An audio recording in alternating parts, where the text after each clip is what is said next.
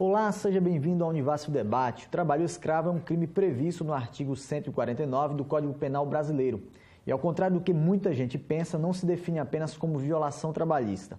É também um descumprimento dos direitos humanos, com situações que muitas vezes parecem comuns, mas que são, na verdade, escravidão. Para participar desta edição do Univasso Debate, nós convidamos o agente da Pastoral da Terra, Domingos Rocha Gomes. Com a gente também está o professor de História do Brasil escravista, Nilton Almeida. Muito obrigado pela presença de vocês no Univasso Debate. E eu quero começar a nossa discussão partindo um pouco do ponto histórico, começando já com o professor, para a gente tentar entender sobre a questão da escravidão, do trabalho do escravo no Brasil.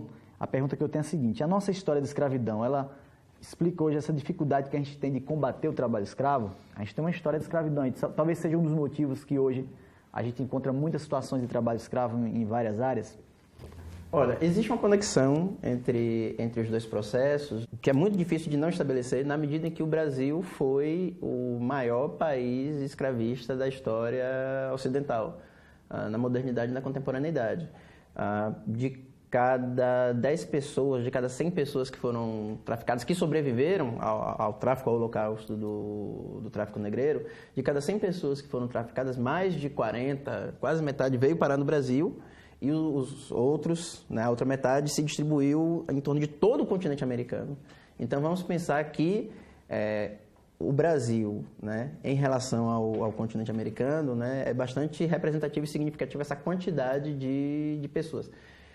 E o Brasil também foi pioneiro nisso e foi o último país do Ocidente a acabar com a escravidão legal. Que uma coisa, a gente vai falar disso, né? Uma coisa, a escravidão legal, ela acabou, mas a escravidão ilegal, ela prossegue. Então, essa é uma distinção importante de a gente estabelecer entre o Brasil escravista e o trabalho escravo hoje em dia. Agora, eu integro o Colegiado de Ciências Sociais, né? Vou deixar essa provocação. A gente entende que o trabalho escravo hoje, o trabalho escravo contemporâneo, ele tem muitas faces, mas ele não é um resquício do sistema escravista. Ele é algo que é estrutural e é uma componente das dinâmicas econômicas de hoje. Então, a gente não adota a perspectiva, principalmente na cadeira de História do Brasil, História do Brasil escravista, de que seja um resquício, né? O trabalho gratuito, ele é vantajoso, né? Então, para concluir essa primeira parte, tem muito uma versão acerca do fim da escravidão no Brasil e da participação da Inglaterra nesse processo, de que a Inglaterra desejava o fim do trabalho escravo, no sentido de que, a partir daquela massa de libertos, se formasse um mercado interno, se formasse uma massa de consumidores. A gente escuta isso o tempo todo, ainda quando a gente estuda para o vestibular. Mas a verdade é que o trabalho assalariado no Brasil, o trabalho formal, a generalização, você passar de 50% da população é recentíssimo. É uma coisa de século XXI, né? Então, não foi por conta de uma formação do mercado interno. A Inglaterra, ela tinha o desejo e se empenhou em combater o tráfico, e uma coisa é o tráfico, outra coisa é o trabalho escravo. E aí eu tenho uma pergunta já para o Domingos aqui, o seguinte: a gente vê exemplos geralmente em reportagens, a gente acompanha na internet, trabalhadores presos em fazendas, né, falando que sem condição de moradia, sem receber aqueles direitos trabalhistas. E aí a gente só configura trabalho escravo na cabeça de muita gente quando a gente vê aquele cara no meio da fazenda, sem moradia, sendo isolado no meio do mundo. Mas há outras formas de trabalho escravo. O que é que se configura um trabalho escravo para a Pastoral da Terra? Primeiro, essa questão da jornada, né, exaustiva, né, aquela jornada assim, que o trabalhador é obrigado, né, a trabalhar, é obrigado a produzir, muitas vezes passando por cima da sua força física, né? E uma outra questão também é as condições de trabalho, né, que aí vem a questão degradante, né? O trabalhador tem muita dificuldade de desenvolver certas atividades porque a empresa, a fazenda, não coloca para ele, não disponibiliza para ele as condições, né, para que ele venha trabalhar, né, de forma digna, né, porque o trabalho nós entendemos que que dignifica, né, a pessoa, né, dignifica o ser humano, valoriza, não é? Então, assim, a partir daí vem as outras questões, que é a negação dos direitos, né? E são N direitos, né? Desde essa questão quando se fala em alojamento, por exemplo, e aí eu quero falar da região aqui, né? A gente presencia aqui as condições de trabalho.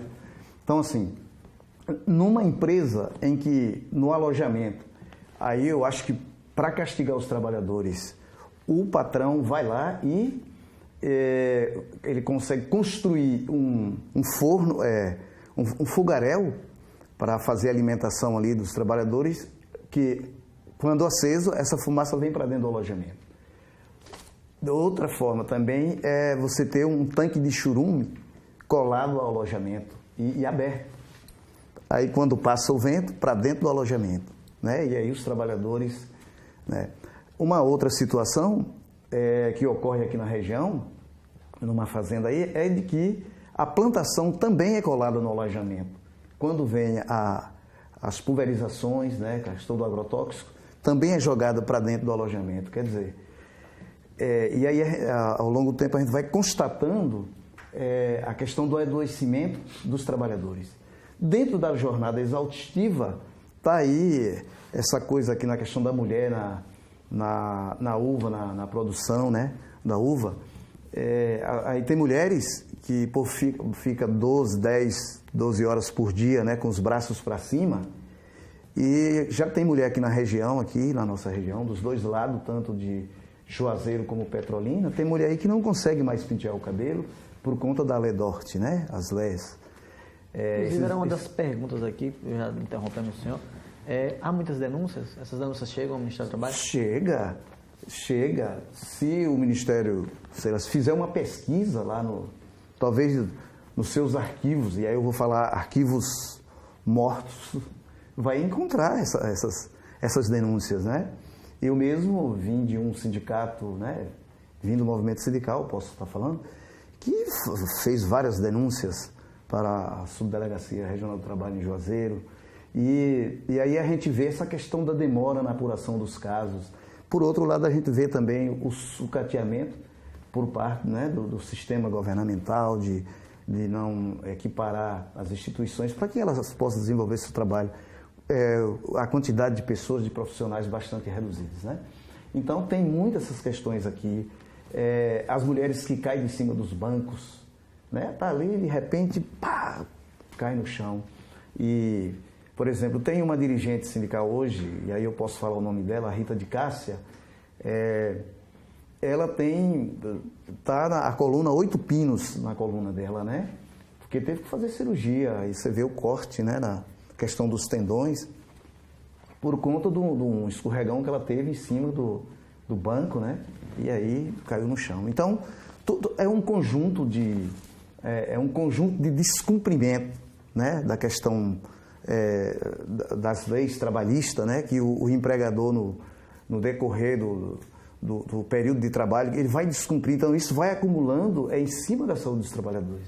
Aí os trabalhadores tá aí numa situação, e aí eu quero falar do contexto mais social agora, enquanto recursos que existem, né, nessa região. É uma região rica, só que nós fazemos a pergunta, né, é uma região que tem recursos, que consegue produzir bastante, mas essa riqueza fica na mão de quem? Para os trabalhadores sobra apenas o adoecimento, né? E quando pega a maioria dos trabalhadores, quando tira os descontos, eles recebem menos do salário mínimo.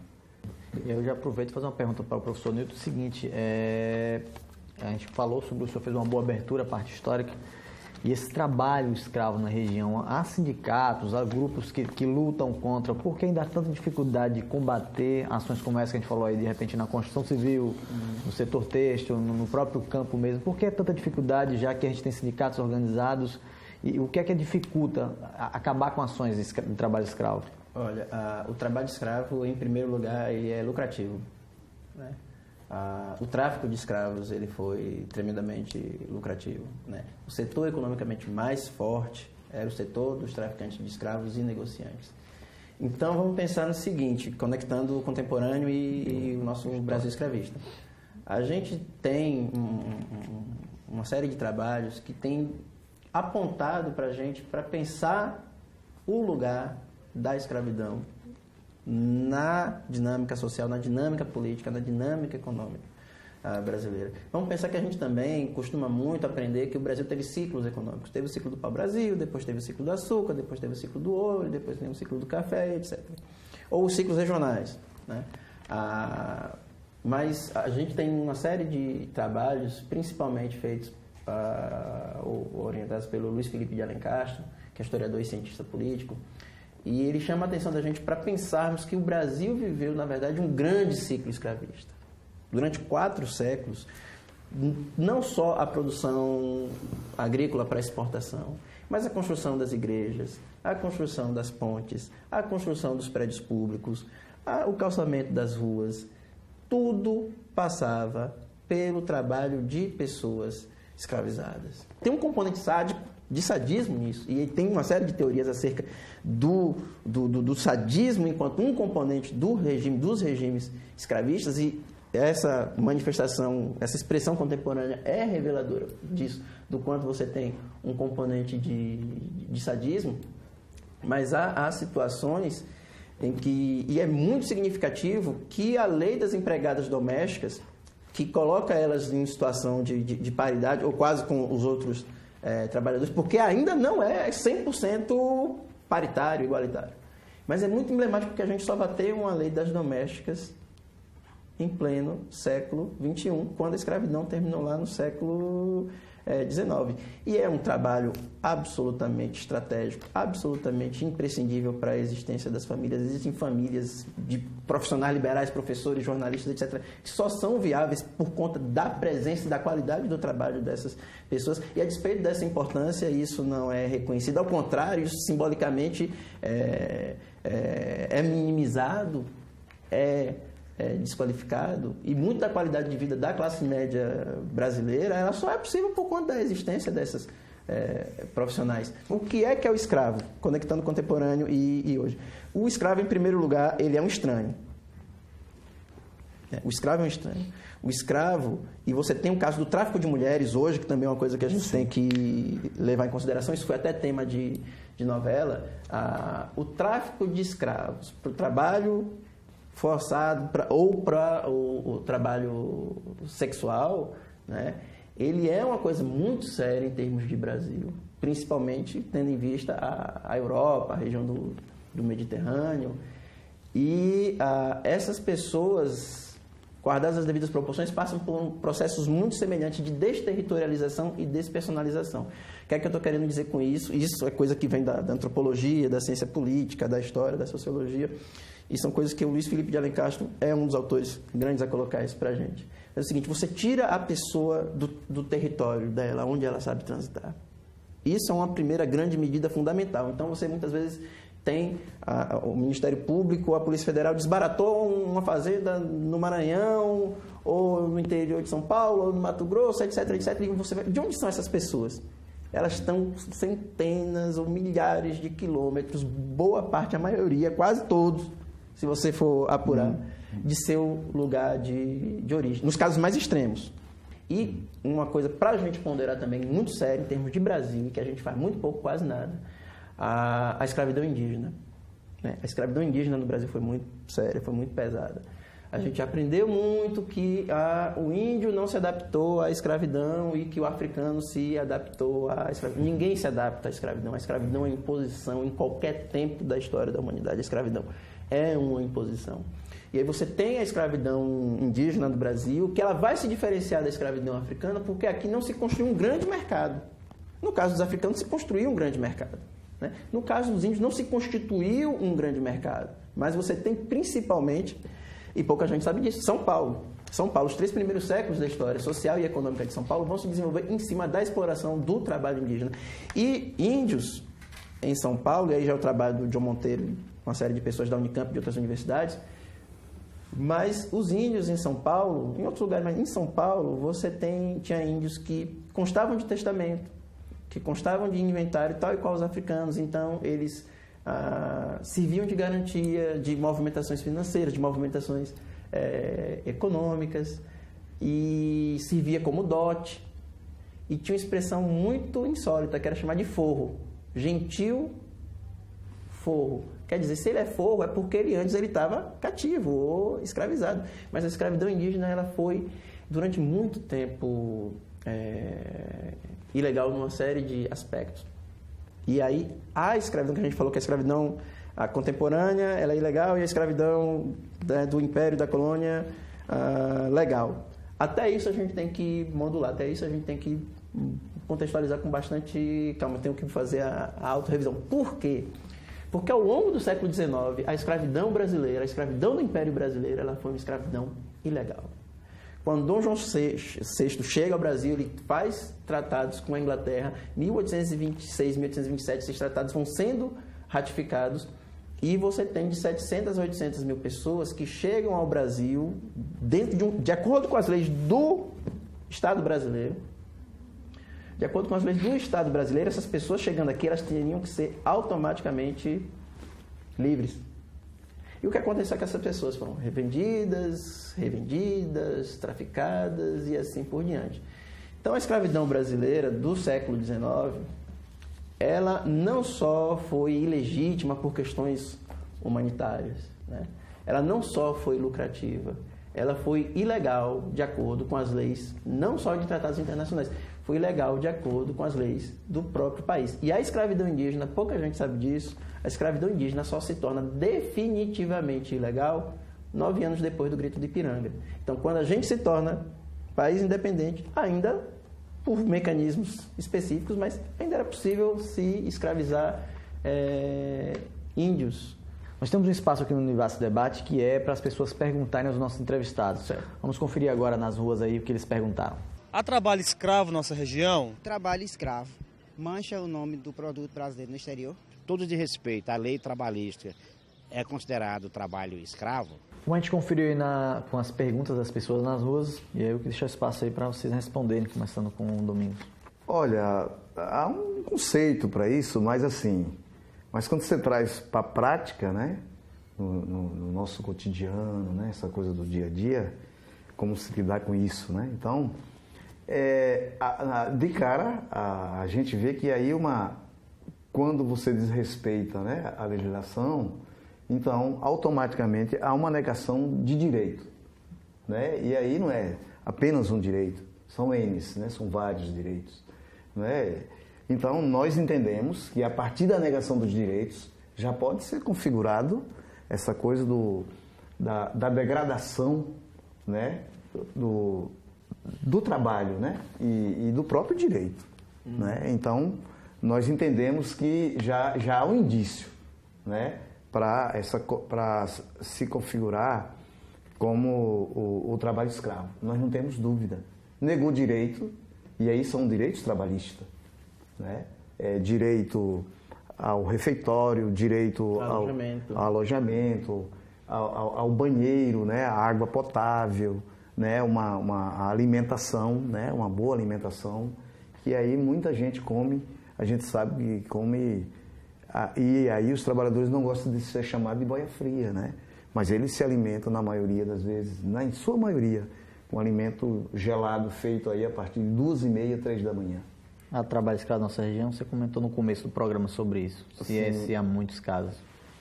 Há sempre de vez em quando o pessoal liga, né? Numa situação, né? Dizendo que, por exemplo, se configurando em cima da negação do direito dele. E aí vem a questão, quando nega também a questão da jornada de trabalho. Tem muito isso. Tem muito. Por exemplo, e eu não tenho problema nenhum em citar empresa. Você vai na Agrovale, os cortadores de cana, né, um sol escaldante, né? Nesse período agora que está preparando, né, chuvas na nossa região. Aí ele está lá o dia, né, cortando cana por produção até para ver se sai mais cedo. Aí tem muitos trabalhadores, e isso não aparece na mídia regional, mas muitos trabalhadores adoecem com a chamada doença do canguru. a exaustão, né, é tanto, né, que você perde muito líquido, então você começa a travar, né, aí você trava e se não socorrer ali o trabalhador, rapidamente ele morre, mas muitos já morreram. Agora, a empresa tem lá um jeito de esconder isso, né, e aí vai a questão dos hospitais, a questão dos médicos e tudo isso. Então, observe, trabalho escravo na nossa região aqui, em Juazeiro, né? E aí vem a questão, ligando uma coisa com outra, a questão dos agrotóxicos, não só lá na empresa, mas a população, por exemplo. Eu moro num bairro periférico, que aquelas aeronaves que pulveriza, né? Os aviões que pulveriza, né? Que joga o herbicida, né? O Roundup, né? Na cana, né? Ou o Gramoxone, tem vários produtos. Então, o bairro recebe isso. Então, aí você encontra crianças com problemas respiratórios, pessoas, né, adultos também, né? Então, assim, a afirmação de que existe trabalho escravo na nossa região, né? E em Juazeiro e em Petrolina também. Como historiador, eu vou para a parte houve trabalho escravo na região, que é, de novo, muito forte a ideia de escravidão nas grandes capitais, nos grandes portos, né? E houve escravidão aqui na região, né? Inclusive, você tem pesquisadores não só da Univasf, professores, né? Pesquisadores. A gente não tem um curso de história, mas a gente tem vários historiadores espalhados por vários cursos. E a gente tem levantamentos bastante interessantes sobre essa presença importante, proporcionalmente significativa no fim da escravidão. E você tem também, no que diz respeito à segunda metade do século XIX, você também tem trabalho sobre a primeira metade do século XIX, alguns que são orientados, coordenados pela professora Tatiana, do curso de História da UPE aqui em Petrolina, né? Então a gente tem, nos últimos tempos, encontrado arquivos e daqui a algum tempo a gente deve ter resultados muito interessantes, porque essa sempre foi uma região bastante importante para a história econômica do Brasil, sempre.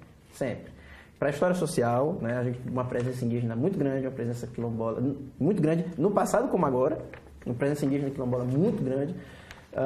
E aí como é que a gente entende essa presença quilombola tão marcante? E a gente tem um documentário que chama Quilombos da Bahia, onde duas grandes regiões vão se destacar em termos de presença quilombola no documentário do Antônio Olavo, que é um brilhante trabalho, do ponto de vista cinematográfico e do ponto de vista histórico, do ponto de vista político. São duas grandes regiões que vão se destacar. A região do Recôncavo Baiano, que aí todo mundo espera, né? O Recôncavo, grande produção açucareira, com tanta opulência e com tanta miséria, e a região do São Francisco. Então, como é que a gente consegue dissociar?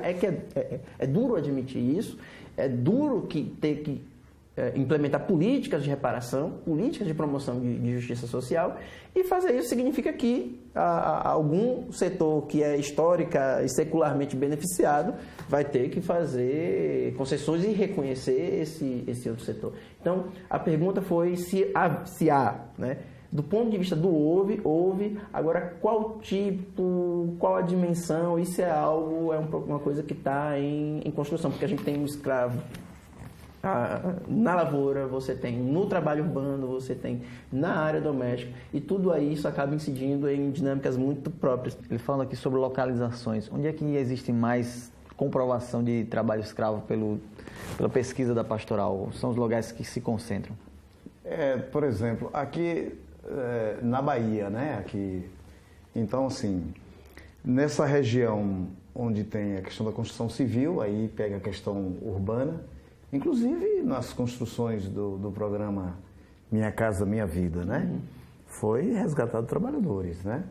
Então, quando pega aqui também na questão da plantação de café, né? E quando você vem para essa questão da pecuária, né? Nas fazendas com criações de gado, né? E aí você vê também as denúncias, né? Que aí chega, né? Porque tem a questão da sanfoninha que a gente distribui, então uma sanfonia. Aí tem uma historinha em quadrinho, né?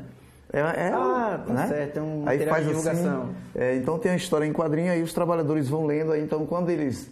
E muitos carregam escondido. Quando eles entram numa apura, eles ligam, né?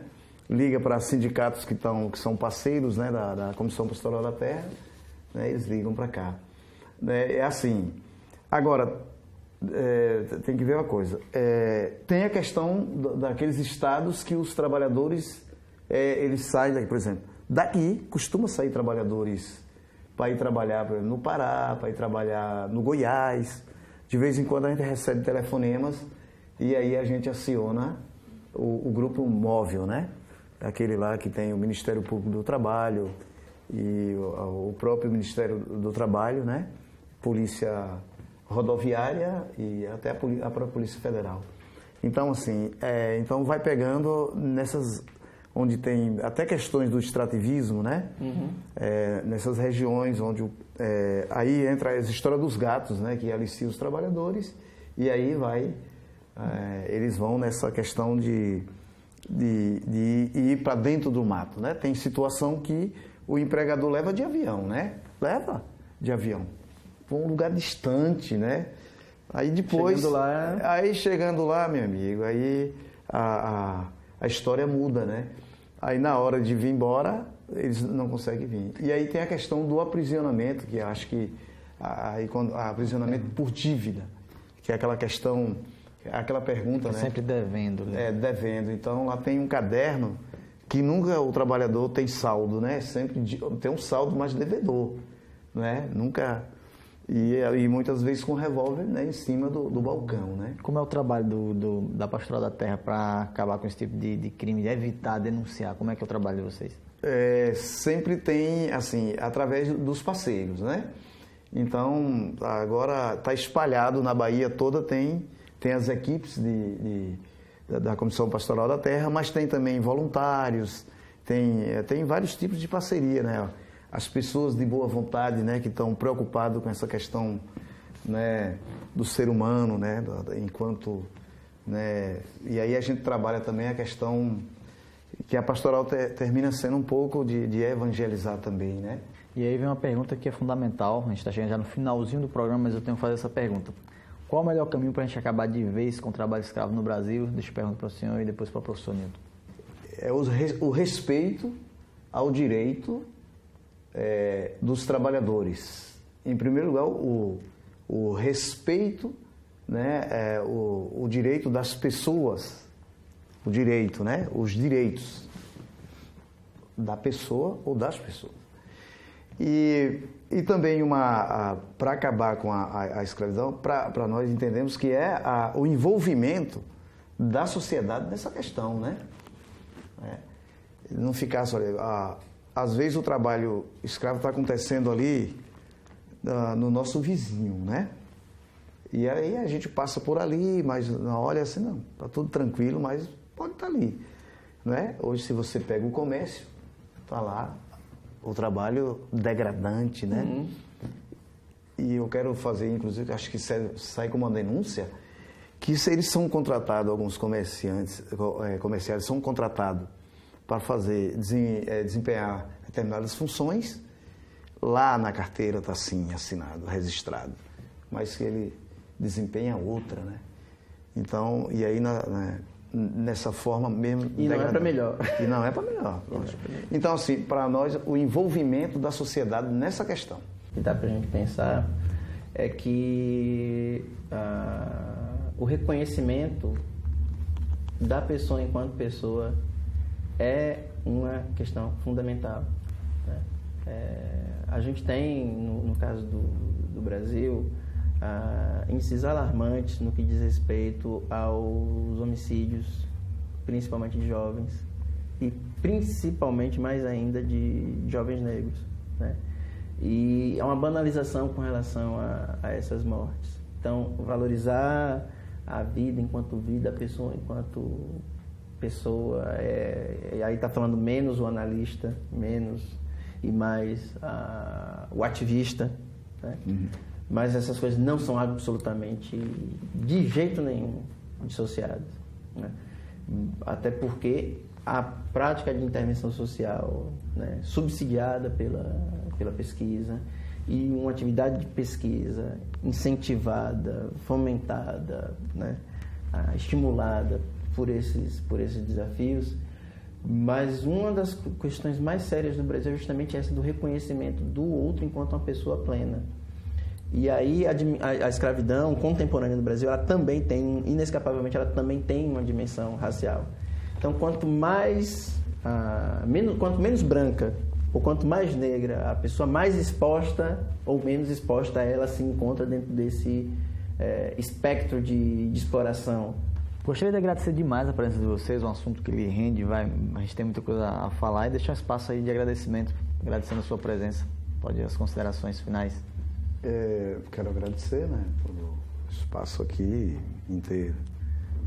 eu vou falar em ter nos acolhido, né, para esse bate-papo aqui, vamos dizer, essa rodada de conversa aqui importante, e conclamar a todos, a sociedade de um modo geral, estudantes, professores, jornalistas, né, para dar as mãos, né, em torno dessa causa, para que a gente, na verdade, possa fazer com que os nossos companheiros que nesse momento, né, em algum lugar desse país, né, determinado lugar, pode estar passando por essa situação degradante, né, esse desmando desumano, para que um dia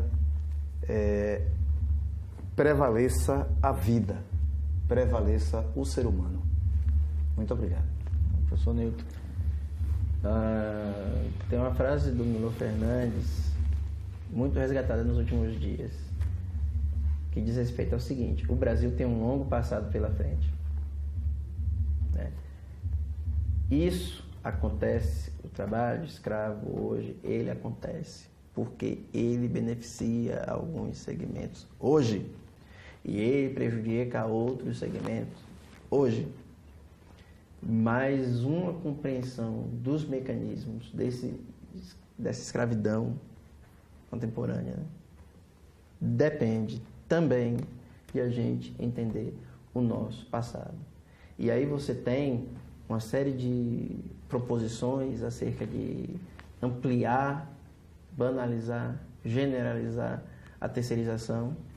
E o trabalhador terceirizado, ele muitas vezes executa um trabalho tão bom, tão adequado quanto o trabalhador ou a trabalhadora pleno, mas onde é que está a diferença? Não é no trabalho que ele produz. Muitas vezes a diferença está nas condições em que ele trabalha. Muito obrigado pela presença de vocês. Espero que a gente possa ter a oportunidade de comentar mais sobre esse assunto e fazer outros debates, que esse é o nosso papel também aqui no Univasf Debate. Chegamos ao final do programa. Você que nos acompanha também pode propor temas para a gente debater aqui com os nossos convidados. Envie um e-mail para contato.rtvcatinga@univasf.edu.br. Um grande abraço e até o próximo Univasf Debate.